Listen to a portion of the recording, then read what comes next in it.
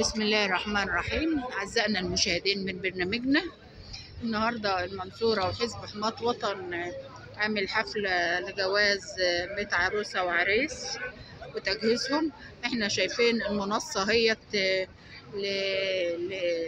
لاستقبال المحافظ على وصول، وشايفين كوادر كتيرة من حزب المرأة والأحزاب المختلفة، ومنصة التشريف من حزب حماة وطن. بنقول دي مصر مؤسسة النيل العالمية للتنمية وإعداد القادة، مؤسسة دولية وعالمية هتحقق نجاح على أرض الواقع. نفسي في يوم من الأيام يبقى حلمي إن المؤسسة بتاعتي تجوز 100 و200 و1000 و2000.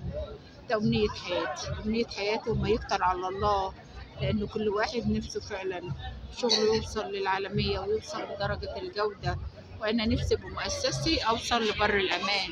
دي تغطية مباشرة من مؤسسة النيل من المنصورة.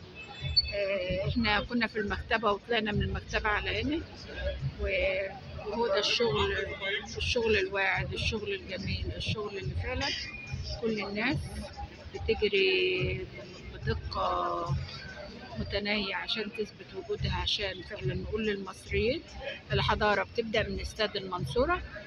وبرنامجنا صوت الحياة النهاردة متداخل الاستاد بيقول تحيا مصر اللي رفع راية العرب للأمام.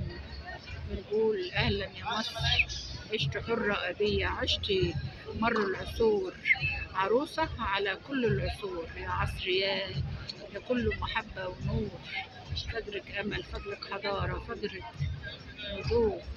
احنا النهارده من خلال برنامجنا تغطية مباشرة هي والأحداث فعلا أحداث مباشرة.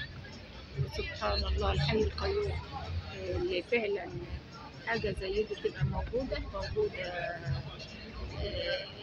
كمساعدة للأسر اللي فعلا بتتمنى تجوز أولادها والإرادة مفيش. احنا بنقول أهلا يا رب، يا رب بما خير والوعد والستر لكل بنات مصر.